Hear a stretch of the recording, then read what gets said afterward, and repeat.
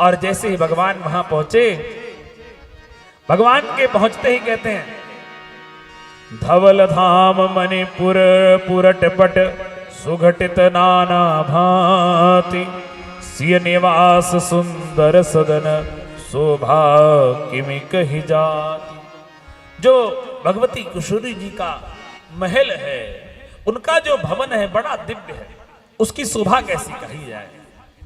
जैसे जनक जी महाराज को पता चला कि हमारे यहां पर विश्वामित्र जी आए हैं, उसी समय अपने नगर के ब्राह्मणों को लेकर के पहुंचे, उनका खूब स्वागत सत्कार किया। विश्वामित्र जी अकेले बैठे थे, खूब स्वागत सत्कार हुआ और राम जी कहीं घूमने विचरण करने गए थे। अभी बैठ करके चर्चा ही हो रही थी आपस में, इतने में राम और लक्ष्मण जैसे आए। राम लक्ष्मण को देख करके उस सभा में जितने लोग बैठे थे सब खड़े हो गए। उठे सकल जब रघुपति आए, विश्वामित्र निकट बैठाए। जब कोई बड़ा व्यक्ति आता है तो क्या होता है, आपके अपने घर की कुर्सी होगी ना, अपने ऑफिस की भी कुर्सी होगी, तो आप क्या करते हो, छोड़ के खड़े हो जाते हो, आप यहां बैठो। होता है ऐसा कि नहीं होता है भाई लोग, ऐसा होता है ना। भगवान के आगमन पे हुआ क्या, वहां पर बड़ी से बड़ी उम्र के बैठे हुए लोग सब उठ करके खड़े हो गए। उनको लगा पता नहीं कौन आ गया। भगवान का व्यक्तित्व देख करके सब आश्चर्यचकित हो गए और उठ करके खड़े हो गए। और उठ के खड़े हुए तो विश्वामित्र जी ने क्या किया, हाथ पकड़ा और अपने बगल में बैठा दिया। जब कोई बड़ा व्यक्ति आपके बगल में बैठा हो तो आपका मान अपने आप बढ़ जाता है ना। चाहे धक्के से ही सेल्फी ले लो किसी के साथ और पोस्ट कर दो तो लोगों को लगता है वाह, प्रधानमंत्री के साथ मिले हुए। तो हाँ, विश्वामित्र जी ने अपने बगल में बिठाया और विश्वामित्र जी ने जैसे बगल में बिठाया, भगवान को देखने लगे। जनक जी महाराज भगवान को देखने लगे। भय सब सुखी देखी दो भ्राता, और बारी बिलोचन पुलकित गाता, मूर्ति मधुर मनोहर देखी, भय विदेह विदेह विसेखी। विदेहराज जनक ने भगवान की मन अनुपम माधुरी मूर्ति को देखा तो अपने आप को ही भूल गए और कहने लगे, प्रभु कहूं नाथ सुंदर दो बालक, मुनिकुल तिलक की नृपकुल पालक।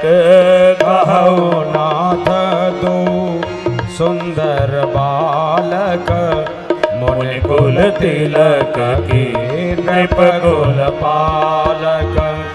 ब्रह्म जो निगम नीति कहि गावा, उभय बेस धरि की सोई आवा।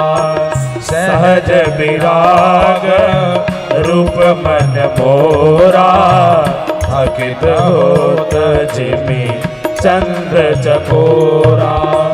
ताते प्रभु पूछो सति भाऊ, कहो नाथ जनी करहो दुराऊ।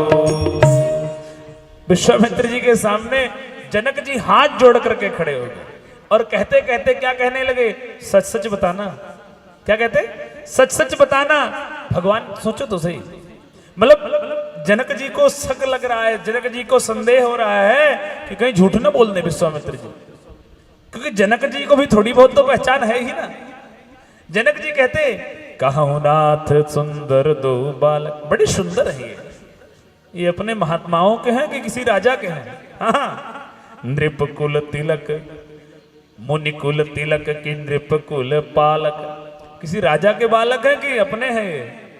और मुझे तो ऐसा लग रहा है, जनक जी ये संदेह करते करते कहते, मुझे तो ऐसा लग रहा है जिस ब्रह्म का निगम अर्थात वेद पुराण इतिहास जिनके बारे में लगातार गाते हैं, कहीं ये वही तो नहीं है, रूप धर के तो नहीं आ गई है।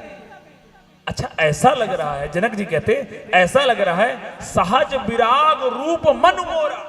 जो मेरा मन है ना, उसको वैराग्य के लिए प्रयास नहीं करना पड़ता है, लेकिन इनको देखने के बाद इन्हीं को देखने का मन कर रहा है। इनको देखने के बाद इन्हीं को देखने का मन कर रहा है। इसीलिए तो कहते हैं ना,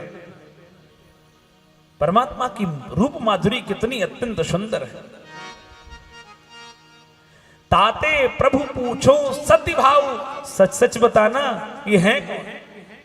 अब विश्वामित्र जी के भी मन में मजाक सूझा।